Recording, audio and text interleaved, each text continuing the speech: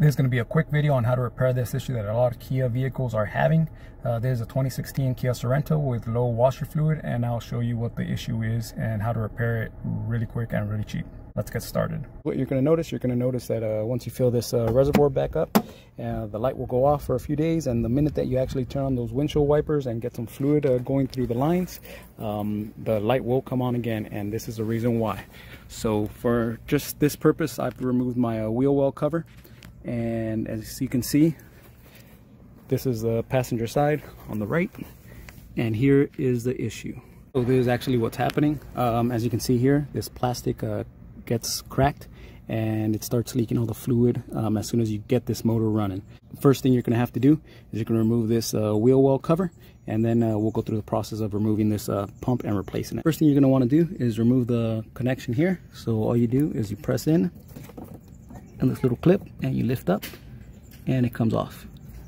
Next thing you do, you're going to want to remove these lines here, one here and this one here. So all you got to do is pull them out. Now be gentle. You can use a pick to kind of get in here and loosen them up. This one came off, but as you can see, the second one I had already removed actually broke right here, so it tore, which is fine because this is still long enough for the reuse.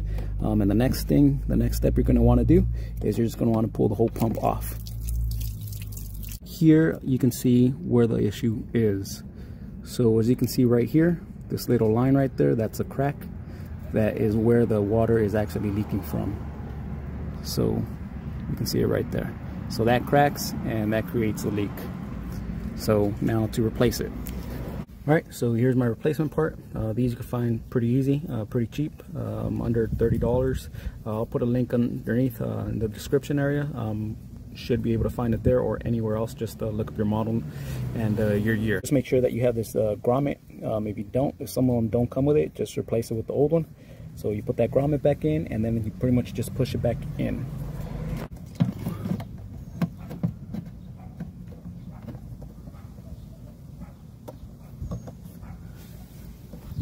Alright, we got that in. Next thing you know, we'll put the tubes back in. So the furthest one back here, you can follow the line. The one on the right goes to the right side. And obviously the one on the left goes here.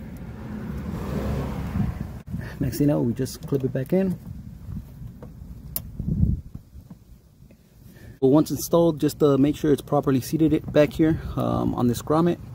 Make sure everything's tight, and then just fill up the reservoir, turn it on, and turn that windshield wiper. Make sure that nothing else is leaking before you put everything back together. So there you go, guys. Hope this helped you. If it did, please hit that thumbs up, and appreciate you watching the video.